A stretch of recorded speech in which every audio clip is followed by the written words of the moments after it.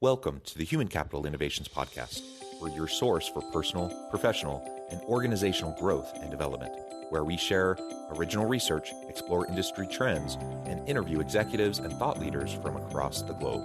We hope you join us often for practitioner-oriented content around all things related to leadership, HR, talent management, organizational development, and change management. Maximize your personal and organizational potential with Human Capital Innovations Podcast.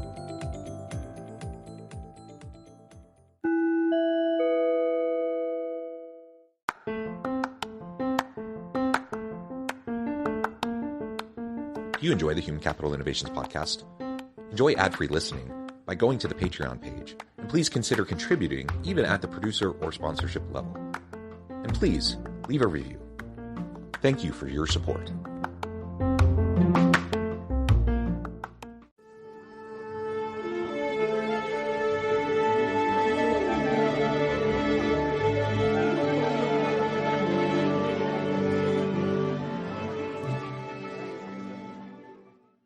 Shawn Burcham, welcome to the Human Capital Innovations Podcast. Thank you, John. Glad to be with you. It is a pleasure to be with you. You're joining us from central Missouri. I'm south of Salt Lake City in Utah. And today we're going to be talking about the advantages and disadvantages of leveraging ESOPs in your organization. Now, you're an expert in this area. I'll let you unpack that and describe that a little bit here in just a moment. But before we get started, I wanted to share Shawn's bio with everybody. Shawn Burcham, author of Keeping Score with Grit, Straight Talk Strategies for Success, is the founder and CEO of PHRi Brands, which he and his wife Julie started out of their home in 1998. The company has over 1,500 branded food service locations across 40 states and is best known for their Champs Chicken franchise branch, which was started in 1999. Prior to starting PHRi Brands, Burcham spent 5 years with a Fortune 100 company, Mid-America Dairymen, now Dairy Farmers of America. He also worked for 3 years as a regional sales manager for a Midwest Chester's fried chicken distributor.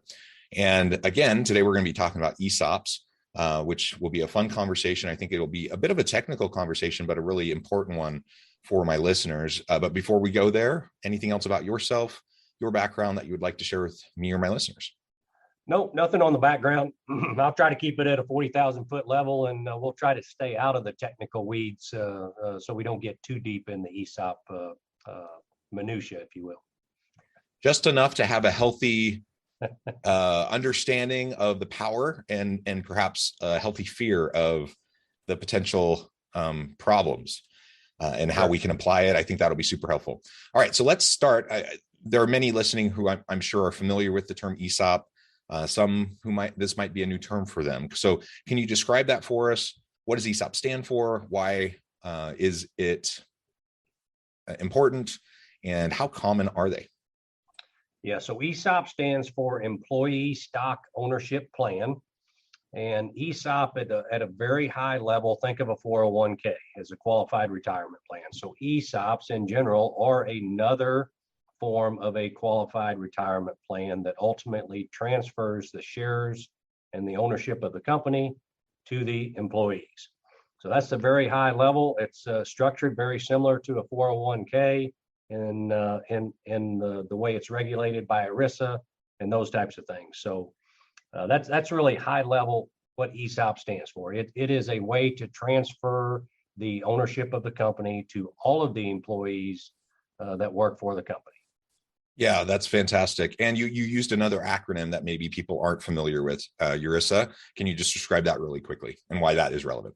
ERISA is just the federal arm that regulates retirement plans. So every individual retirement plan is regulated and looked over to protect the individuals to make sure that no wrongdoing goes on with those retirement plans. They've been around in particular to manage 401ks. And ultimately, they're there to protect the investors. Yeah, it's about fiduciary responsibility and protection, and yeah, so it's oversight on that. So that's an important thing to note.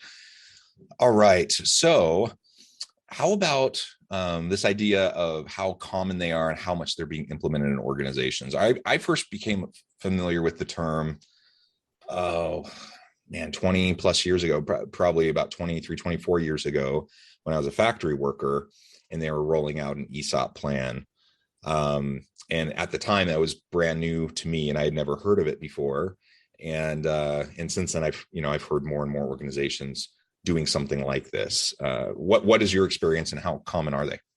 Yeah, I would say they are, I would rate them as uncommon and unknown unless people like you have experienced or been a part of an ESOP. I speak to people that are going through masters in college, business degree individuals, and the majority of schools do not teach about ESOPs. They're just not they're not common in the form of, they're just not as well known, I guess. Generally, when people think of businesses, they think private equity, public, or an entrepreneurship. They don't really think of, hey, I could really be an owner in a company. So they are unique. They are beginning to gain some traction. I would say they are bipartisan supported because they support capitalism, yet they support employee ownership, and it's a big benefit for the employees. So it's a great tool. I'm sure you'll get into some more questions, advantages, disadvantages, those types of things. They're not right for everybody. And again, we can have some discussion on that, but I would say, to answer your question, they're just not very well known, and they are a unique beast. Yeah. And so because they're not very well known, that means they're not very widely implemented. And I think that represents an opportunity for organizations, especially in this labor market and in the current conditions with the Great Resignation, as organizations are really fighting to attract and retain good talent. One piece of your total compensation strategy and how you're trying to reward your people and to get them to come and to stay could be implementing ESOPs. And so for those who are unfamiliar with it, I think it's important for them to consider it at least and see how it might potentially fit in to a broader strategy and enhance what you're already doing, again, for the benefit of the organization and for your people. So with that, and you kind of alluded to it just a minute ago, what do you see as some of the major advantages first and then disadvantages?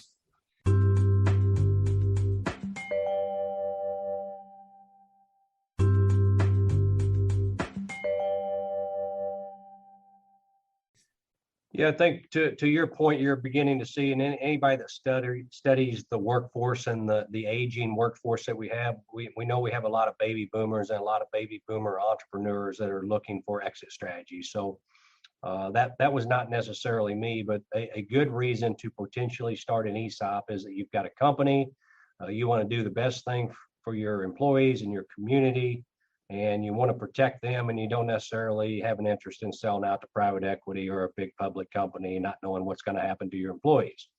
So an ESOP strategy for an exiting entrepreneur, exiting business owner is something that they should look at. It is a way to transfer the wealth and still have a liquidity event as an owner to transfer that. So advantages, I would say, are you protect the culture, you protect the employees, all those people that help you get to where you're at. You give them some type of benefit. You protect the communities that you're in, not knowing what might happen to those jobs if you sell out to a large public company or private equity. If you're an S corporation, there are some significant tax advantages. 100% owned S corporations do not pay federal or state income taxes in most states. While that sounds great, remember, all of that wealth is being transferred to all of the employee owners, who ultimately pay taxes very similar to a 401k. When they exit and retire, they have all those shares that have created wealth and have grown for them. They ultimately pay those taxes very similar to a 401k. So it's not a tax exempt entity, it's a tax deferred entity. But there are some cash flow advantages that come along with that. Biggest advantages for me is really just rewarding all of the people that have helped and continue to help a company get to where it's at. So those are kind of the advantages. The disadvantages that most owners would talk about is, hey, it's a little bit extra structure. You have a board of directors. You do actually now have a structure. Some companies already have that, so that may not be perceived as a disadvantage. Many entrepreneurial companies don't necessarily have a really good board structure. So little disadvantage there. And I think from an ego standpoint, you actually don't own the company anymore. If you go to a 100% employee-owned company, you don't own the company. And there's a little bit of fear there that you don't, quote, run the company. That's kind of the reasons people say, well, I'm not really quite ready to exit. I haven't created my wealth yet. Whatever the reasons might be, which are all valid reasons. Entrepreneurs, I love the success of entrepreneurs. I love capitalism. I love being around successful people, hearing their stories. But that's kind of the disadvantages. Maybe they're not quite ready to give up complete ownership. And there are ways to ease into the ESOP without giving 100% ownership. Yeah, I think that's a really important point, is that it's not a all or nothing dichotomy. Like you can ease into it, and that's something to think about. And I think in terms of advantages for employees, that, just like an owner likes to feel like they own the business and they're driving it and they're creating wealth and everything. When you have a structure in place to be able to spread that across employees in the business, there's actually quite a bit of research on this and the power that has in terms of long-term strategic thinking, sustainable effort and productivity, and overall creativity and innovation of people in the organization who have a different level of investment now because they're part owners of the organization. And so it can be a powerful motivator. It can be a powerful culture builder. It can be a way to really help people feel like they're part of something important, bigger than themselves and important to the community, to them and their families. And ultimately, that can increase the likelihood of retention of good people and a whole slew of other positive things. So I would add that to the advantages column as well. Yeah, employee engagement, thinking and acting like an owner, having a stake in the outcome of what you actually help create and build. All of those things are great points, John. I will say it takes a lot of work. To me, it's no different than having it. And we were this company. We had a very engaged ownership thinking, open book leadership company before we went ESOP, which is very unusual. Most ESOPs are the complete opposite. They go and they create this ESOP thinking, oh, here's the magic bullet. I'm going to give ownership out to all of our employees, and all of a sudden things are going to change. The reality of that is nil. Unless you teach and coach and help them understand what ownership means, an ESOP could have zero impact. So that's to that point. To that point, there's no magic bullet. So whether we're talking about ESOPs or 1,000 other things, that someone could point to and say, oh, this is going to be the thing that we're going to do, and all of a sudden it's going to change everything. There's no magic bullet, and there's no easy answer. All of any of those things that you might try, including ESOPs, are going to take work. It's change. It requires coaching and mentoring and helping to train and helping your people to understand what is happening, why it's happening that way, all of that. And unless you do the work of it, just changing things in a way to offer an ESOP, kind of situation isn't necessarily going to do anything, to your point. And most people won't even understand what you're doing unless you have an educational campaign around it and help them understand what that means for them, right? Right. Our coaching company called Grit Business Coaching is a result of us going to employee ownership conferences, both as we were learning about an ESOP and then even after we became an ESOP. People just started asking us a lot of questions of how do you create such a culture?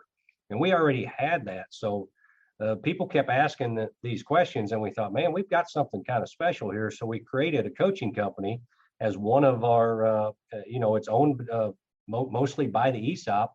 And it's another way that we help companies create employee engagement, strategic plans, and open book leadership. And we help them, whether you're an ESOP or not ESOP, we help them create the cultures that drive businesses forward because of engagement.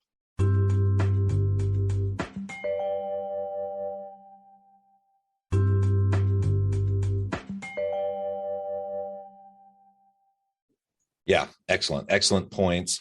So what do you see, as we move into the future? You said these are fairly rare, not superly well understood or implemented. Why do you think current leaders aren't really embracing this? Why aren't future business leaders learning more about ESOPs? And what do you see, in the next 5 to 10 years in terms of how ESOPs might be leveraged in organizations? Yeah, advocates like myself, our company, others out there, ESOP Association, National Center of Employee Ownership. There's multiple different people trying to push this and make it more aware. I think the biggest reason they're not more popular is because of the unawareness, the option out there. Many entrepreneurs in particular just don't even know about this and don't think about it. Many CPAs are not familiar with it. They're not recommending it to their exiting clients. And it's just a little more difficult than just selling and being done. I mean, there's a lot of owners that just say, man, I'm just completely done. I don't want anything to do, and they haven't done a good job of succession planning. So those owners are probably better suited to find somebody else to take that company. If you've done a little bit better job of succession planning and you've put a little more thought into it, and it doesn't take many years to get there, then ESOP could be a viable model. And certainly size of the company, all of those things play into the model. But if you're a small company that has done a good job and you've been seeing growth year over year, ESOP is really just something you should look at. Yeah, and there's so many private companies up for sale each year. I have actually a couple of good friends that's their business is helping companies sell, helping owners sell and the buying and selling of companies. There's a lot out there that people are trying to do. How would you know if ESOP is a good solution for you versus just a traditional sale of your company? Yeah, it really does take just some investigation. I can't give you a broad answer for that. There's no real magic bullet. You do have to be of a certain size to justify it. The other thing is you could seek out an employee-owned company that might acquire you. That's another exit strategy. We are not a merger and acquisition broker of any kind, but our company does help transitioning owners with those decisions as part of what we do as well. But we're certainly not a broker in any way, shape, or form. We're just ultimately trying to give good advice to owners on how they can transition successfully. Yeah. So the answer is it depends, right? Yeah, I know I didn't depends give you on a the great specifics. answer there. No, it makes sense. And every context is different. So you have to take that into account. But I guess, the message I'm hearing is look into it because it might turn out to be a good option for you. And don't automatically dismiss it, especially if it's not something you've considered before, because it might be useful. Yeah, I've known people that have transitioned with very few employees. I mean, even less than 5. I mean, that's not typically the ideal, but it really has to do with the mindset of the owner and what type of financial situation they're in, and ultimately what their mental mindset is of what they're trying to accomplish, what legacy they might be able to leave. All of those things come into play. Hey, if it's all about the money, typically that's not the best candidate for an ESOP because that they're just, and there's nothing wrong with that, by the way. Founders have started their company. They may decide, man, I need so much for retirement. That's all part of the planning process and what people need to do to do what's best for them in retirement and what they want to leave behind them. Yeah, and I know there's some parts of the country here in the U.S., some state or local areas that might even provide some sort of local aid around ESOPs. Can you speak to that a little bit, and places where it might be more feasible just because of that support? Yeah, there's both aid and support. So many states are actually creating their own ESOP associations, Missouri being one of the most recent that has created an actual association that talks more about ESOPs and education. From a financial standpoint, the biggest aid, if you will, right now, well, there's two things going on. Some of those state ESOP associations are actually providing some type of aid to pay for the discovery process. So that would be point number one. And then many states, including Missouri, have come up with, for the selling owner, some capital gains incentive to reduce or eliminate the capital gains portion from the state that might be a result. And why that's important for the states, going back to what I talked about early on, is if these companies that are all transitioning either A, go away, which many of them are, they're just quitting and they're non-existent, which is unfortunate for our capitalistic country, or two, if they get sold out to a large public company or private equity, those jobs could very well, and in many cases, do leave the state. So the states are very vested in trying to keep these jobs and these entrepreneurs and creating more capitalism within their state. So I'm highly supportive of our chapter in Missouri and anything that's going on here in any state that supports ESOPs. Yeah, wonderful. So again, something to look into to see if your state has those sorts of supports, that sort of aid. Shawn, it has been a real pleasure. I know at the time I'm going to have to let you go here in just a minute, but before we wrap up for today, I wanted to give you a chance to share with listeners how they can connect with you, find out more about your work, and then give us a final word on the topic for today. Yeah, first and foremost, go to Amazon and check out Keeping Score with Grit. Grit is GRITT, so Keeping Score with Grit. I would appreciate taking a look at the book, the Audible version, the Kindle version. You can contact me, reach me at www.Shawn, SHAWN, last name Burcham, BURCHAM.com, ShawnBurcham.com. Last word on the subject. Thank you, John, very much for hosting me. Appreciate the opportunity to be here, and anybody can reach out if they would like to learn some more about ESOPs. I'm always passionate about talking about ESOPs and cultures and anything regarding business. I'm a little bit warped. Wonderful, wonderful. Thank you, Shawn. It has been a pleasure. I encourage listeners to reach out, get connected, find out more about what Shawn and his team can do for you. Check out the book. And as always, I hope everyone can stay healthy and safe, that you can find meaning and purpose at work each and every day. And I hope you all have a great week. Do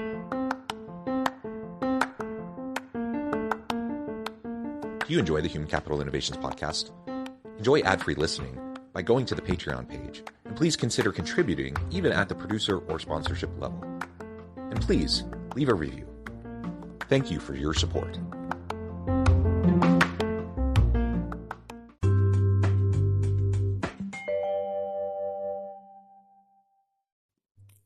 Thanks again for joining us for this episode of the Human Capital Innovations Podcast. I hope you stay healthy and safe and that you have a great week.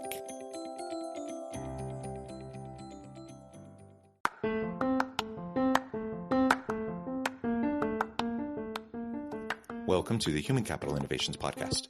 In this HCI Podcast episode, I talk with Shawn Burcham about the advantages and disadvantages of leveraging ESOPs in your organization.